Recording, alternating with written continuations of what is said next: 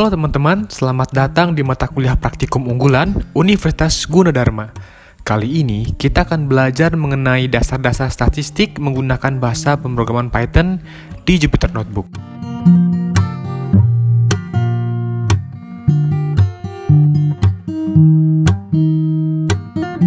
Pada praktikum ini, kita akan melakukan beberapa operasi dasar statistik dengan data bertema kesehatan, yaitu data tumor. Sebelum kita memulai, perlu diketahui bahwa terdapat tugas praktikum yang perlu teman-teman kerjakan. Adapun instruksi tugasnya seperti berikut. 1. Lakukan perhitungan summary nilai statistik, yaitu mean, standar deviasi, dan variance dari fitur tekstur mean. 2. Berdasarkan hasil plotting diagram heat map, jelaskan korelasi yang ada antara fitur compactness SE dan fractal dimension SE. 3. Hitung nilai Pearson correlation dari fitur compactness SE dan fractal dimension SE. Jelaskan arti dari nilai tersebut. Terakhir, lakukan uji hipotesis untuk kolom fitur compactness SE dan fractal dimension SE yang berbeda, serta berikan penjelasan terhadap hasil dari uji hipotesis yang dilakukan. Sebelum melakukan operasi dasar statistik, kita perlu melakukan import library terlebih dahulu. Kali ini, kita membutuhkan library Pandas, NumPy, Seaborn, Matplotlib dengan ggplot sebagai stylesheet, autocorrelation plot dari Pandas Plotting, stats dari SciPy, dan warnings. Berikut pengkodeannya.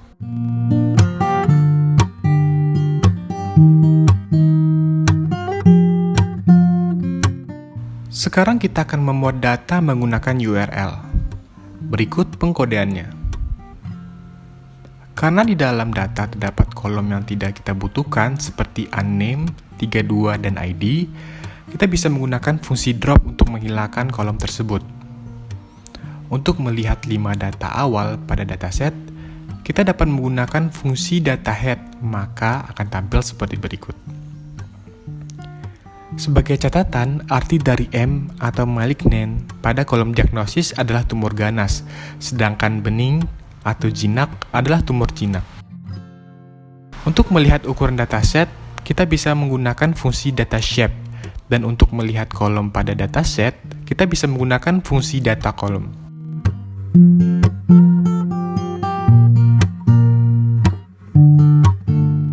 Histogram.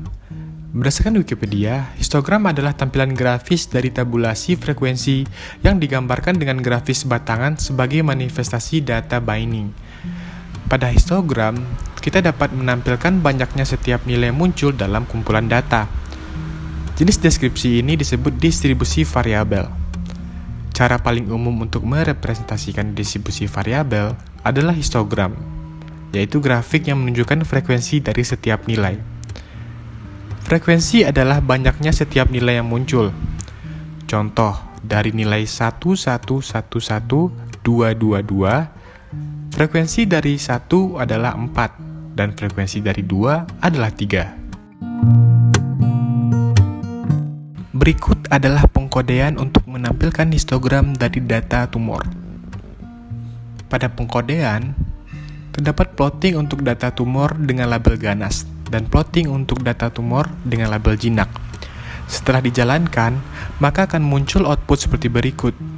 Jadi, kesimpulannya adalah dari grafik ini, terlihat bahwa rata-rata radius tumor ganas lebih besar dari rata-rata radius tumor jinak kebanyakan. Sebaran tumor jinak dalam grafik hijau kira-kira berbentuk lonceng, yaitu bentuk sebaran normal atau distribusi Gaussian. Teman-teman juga dapat menemukan hasil seperti rata-rata radius ganas yang paling sering muncul pada grafik. Outliers. Saat melihat histogram, seperti yang teman-teman lihat, ada nilai langka dalam distribusi jinak atau grafik hijau. Nilai yang ada bisa berupa kesalahan atau kejadian langka. Kesalahan dan kejadian langka ini disebut outlier. Bagaimana sih cara menghitung outlier? Pertama, kita perlu menghitung kuartil pertama atau Q1. Kemudian, menentukan IQR atau interquartile range dengan rumus Q3 kurang Q1. Terakhir, menghitung batas atas dan batas bawah. Untuk batas atas, rumusnya Q1 dikurang 1,5 dikali IQR. Dan batas bawah, rumusnya adalah Q3 ditambah 1,5 dikali IQR. Mari kita tulis kode untuk distribusi tumor jinak untuk rata-rata fitur radius seperti berikut, kemudian jalankan. Maka akan tampil output seperti berikut.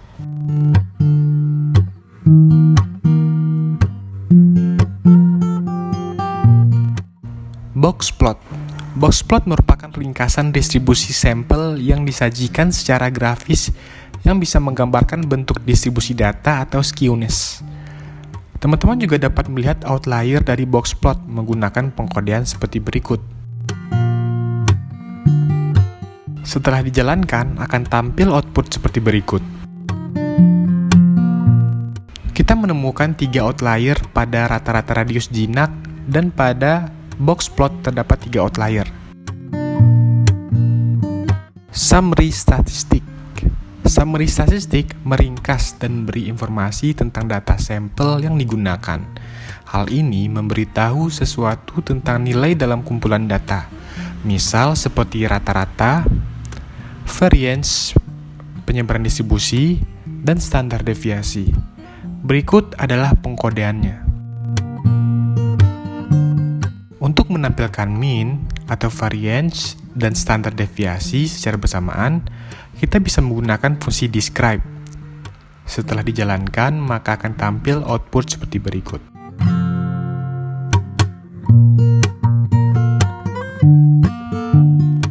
Fungsi distribusi kumulatif.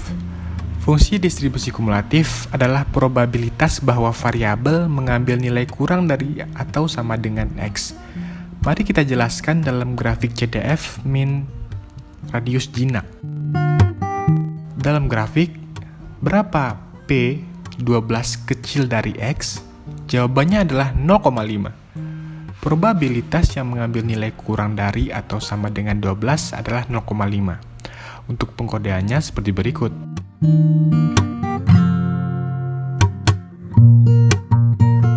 Setelah dijalankan, maka akan tampil output seperti berikut. Effect size. Effect size adalah salah satu ringkasan statistik.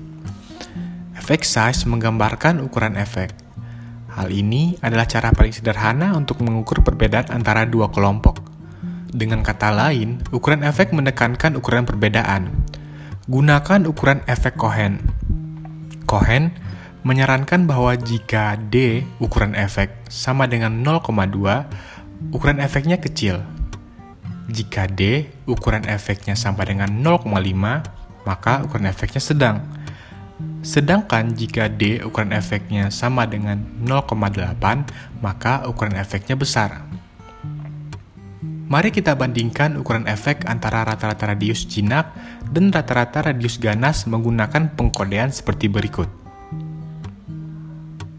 Jika berhasil, akan muncul output seperti berikut. Dapat disimpulkan ukuran efek adalah 2,2 dan itu terlalu besar dan dikatakan bahwa dua kelompok itu berbeda satu sama lain seperti yang kita harapkan karena kelompok kita adalah rata-rata radius jinak dan rata-rata radius ganas yang berbeda satu sama lain. Relationship between variables. Kita dapat mengatakan bahwa dua variabel terkait satu sama lain jika salah satunya memberikan informasi tentang yang lainnya. Misal, harga dan jarak. Jika kita pergi ke tempat jauh dengan taksi, kita akan membayar lebih. Oleh karena itu, kita dapat mengatakan bahwa harga dan jarak berhubungan positif satu sama lain. Kita akan menggunakan scatter plot untuk menemukan cara termudah memeriksa hubungan antara dua variabel. Mari kita lihat hubungan antara rata-rata radius dan rata-rata area. Pengkodeannya seperti berikut. Jika berhasil, akan tampil output seperti berikut. Kita juga dapat melihat hubungan antara lebih dari dua distribusi menggunakan kode seperti berikut. Jika berhasil, akan tampil output seperti berikut. Di scatter plot dapat dilihat bahwa ketika rata-rata radius meningkat, rata-rata area juga meningkat. Oleh karena itu, mereka berkorelasi positif satu sama lain. Tidak ada korelasi antara rata-rata area dan dimensi fraktal SE, karena ketika rata-rata area berubah, dimensi fraktal SE tidak berpengaruh oleh peluang rata-rata area. Correlation adalah kekuatan hubungan antara dua variabel. Mari kita lihat korelasi antara semua fitur menggunakan kode seperti berikut. Dapat dilihat bahwa terdapat matriks besar yang mencakup banyak angka. Kisaran angka ini adalah min 1 hingga 1. Arti dari 1 adalah dua variabel yang saling berkorelasi positif seperti rata-rata radius dan rata-rata area. Arti dari 0 adalah tidak ada korelasi antara variabel seperti rata-rata radius dan fraktal dimension SE. Arti dari min 1 adalah dua variabel berkorelasi negatif satu sama lain seperti rata-rata radius dan rata-rata fraktal dimension. Sebenarnya, korelasi antara keduanya bukan min 1, melainkan min 0,3. Tetapi idenya adalah jika tanda korelasi negatif, berarti mereka berkorelasi negatif. Covariance. Covariance adalah ukuran kecenderungan dua variabel untuk bervariasi bersama-sama. Jadi, covariance dimaksimalkan jika dua vektor identik. Covariance adalah 0 jika mereka ortogonal. Covariance negatif artinya mereka menunjuk ke arah yang berlawanan. Mari kita lihat covariance antara rata-rata radius dan rata-rata area. Kemudian, lihat radius rata-rata dan fraktal dimension SE menggunakan kode berikut. Maka akan tampil output seperti berikut.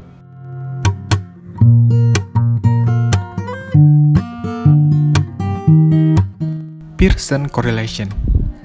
Pearson correlation adalah pembagian covariance dengan standar deviasi variabel. Mari kita lihat korelasi Pearson antara rata-rata radius dan rata-rata area. Pertama, mari kita gunakan metode CORE, yang sebenarnya kita gunakan pada korelasi. P1 dan P2 adalah sama. Di P1, kita menggunakan metode CORE. Di P2, kita menerapkan definisi korelasi Pearson. Seperti yang kita harapkan, korelasi Pearson antara area min dan area min adalah satu, yang berarti bahwa mereka adalah distribusi yang sama. Juga Pearson correlation antara area min dan radius min adalah 0,98, yang berarti saling berkorelasi positif dan hubungan antara keduanya sangat tinggi. Untuk lebih jelas, apa di bagian korelasi dan bagian korelasi Pearson adalah sama. Berikut pengkodeannya. Kemudian dijalankan akan tampil output seperti berikut.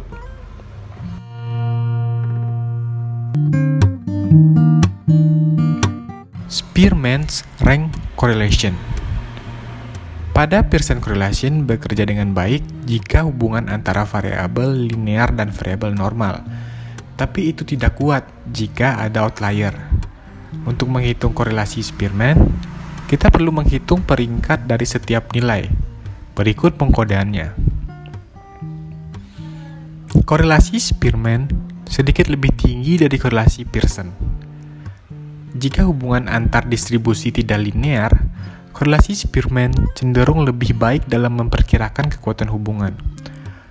Korelasi Pearson dapat dipengaruhi oleh outlier, sehingga korelasi Spearman lebih kuat daripada korelasi Pearson. Mean versus median. Kadang-kadang sebagai gantinya min, kita perlu menggunakan median. Saya akan menjelaskan mengapa kita perlu menggunakan median dengan sebuah contoh. Misalkan, ada 10 orang yang bekerja di sebuah perusahaan. Bos perusahaan akan menaikkan gaji mereka jika rata-rata gaji mereka lebih kecil dari 5. Berikut pengkodeannya. Rata-rata gaji adalah 52,5. Jadi bos berpikir bahwa, saya memberi banyak gaji kepada karyawan saya dan tidak menaikkan gaji mereka. Namun seperti yang teman-teman tahu, ini tidak adil. Dan 500 pada gaji adalah outlier untuk daftar gaji ini. Dengan median, kita menghindari outlier. Berikut pengkodeannya. Sekarang median gaji adalah 3 dan kurang dari 5 karyawan akan mendapatkan kenaikan gaji dan mereka senang akan situasi adil ini. Hipotesis testing. Apa yang kita perlu lakukan untuk menjawab pertanyaan berikut? Diberikan sampel dan efek nyata. Berapa peluang melihat efek seperti itu secara kebetulan? Langkah pertama adalah mengukur ukuran efek nyata dengan memilih statistik uji. Pilihan alami untuk statistik uji adalah perbedaan rata-rata antara dua kelompok. Langkah kedua adalah mendefinisikan hipotesis nol, yaitu model sistem berdasarkan asumsi bahwa efek yang tampak tidak nyata. Hipotesis nol adalah jenis hipotesis yang digunakan untuk statistik yang menyarankan bahwa tidak ada signifikansi statistik dalam serangkaian pengamatan yang diberikan. Hipotesis nol adalah hipotesis yang orang mencoba untuk menyangkalnya. Hipotesis alternatif adalah hipotesis orang ingin mencoba untuk membuktikannya. Langkah ketiga adalah menghitung p-value, yaitu probabilitas. Melihat efek nyata jika hipotesis nol benar. Misalkan, kita memiliki uji hipotesis nol. Kemudian, kita hitung nilai P. Jika nilai P kurang dari atau sama dengan ambang batas, kita menolak hipotesis nol. Jika p-value rendah, pengaruh tersebut dikatakan signifikan secara statistik. Artinya, tidak mungkin terjadi secara kebetulan. Oleh karena itu, kita dapat mengatakan bahwa efeknya lebih mungkin muncul pada populasi yang lebih besar. Mari kita coba contohkan hipotesis nol adalah bumi itu datar. Hipotesis alternatif adalah bumi itu bulat. Beberapa ilmuwan mulai menyangkal hipotesis nol. Hal ini akhirnya mengarah pada refleksi hipotesis nol dan penerimaan hipotesis alternatif. Contoh lainnya, efek ini nyata. Ini adalah hipotesis nol. Berdasarkan asumsi, kita perlu menghitung probabilitas efek yang tampak. Hal itu adalah nilai P. Jika nilai P rendah, kita menyimpulkan bahwa hipotesis nol tidak mungkin benar. Sekarang mari kita buat contoh pada kasus kita. Kita ingin mengetahui apakah rata-rata radius dan rata-rata area terkait satu sama lain. Hipotesis nol kita adalah bahwa hubungan antara rata-rata radius dan rata-rata area adalah nol pada populasi tumor. Sekarang kita perlu menyangkal hipotesis nol untuk menunjukkan bahwa rata-rata radius dan rata-rata area berhubungan. Walaupun sebenarnya kita telah mengetahui hasilnya berdasarkan analisa korelasi yang telah dilakukan sebelumnya. Mari kita cari nilai P atau nilai probabilitas dengan menggunakan pengkodean seperti berikut. Setelah dijalankan, maka akan tampil outputnya. Dapat disimpulkan hasil perhitungan p-value hampir mendekati 0, sehingga kita dapat menolak hipotesis 0. Penolakan hipotesis ini memiliki arti nilai rata-rata radius dan rata-rata area pada populasi tumor saling berpengaruh. Normal atau Gaussian distribution dan z-score disebut juga distribusi berbentuk lonceng. Daripada membuat definisi formal dari distribusi Gaussian, saya ingin menjelaskannya dengan sebuah contoh. Contoh klasik adalah Gaussian IQ score. Di dunia, katakanlah IQ rata-rata adalah 110. Ada beberapa orang yang super cerdas dan IQ mereka lebih tinggi dari 110. Bisa 140 atau 150, tapi jarang. Juga ada beberapa orang yang memiliki kecerdasan rendah dan IQ mereka lebih rendah dari 110, bisa 40 atau 50, tapi jarang. Dari informasi ini, kita dapat mengatakan bahwa rata-rata IQ adalah 110, dan katakanlah standar deviasi adalah 20. Rata-rata dan simpangan baku adalah parameter distribusi normal. Mari kita buat 100.000 sampel dan visualisasikan dengan histogram menggunakan kode berikut.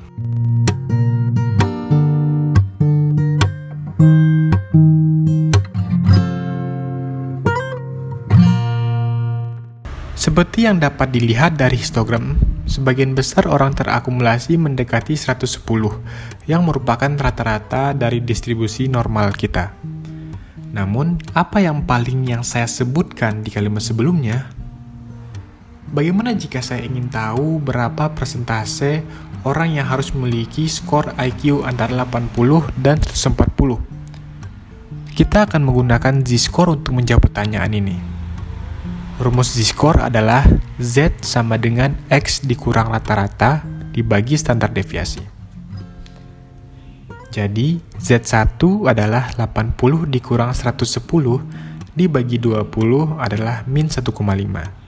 Dan Z2 adalah 140 dikurang 110 dibagi 20 adalah 1,5. Jarak antara min dan 80 adalah 1,5 standar deviasi, dan jarak antara min dan 140 adalah 1,5 standar deviasi.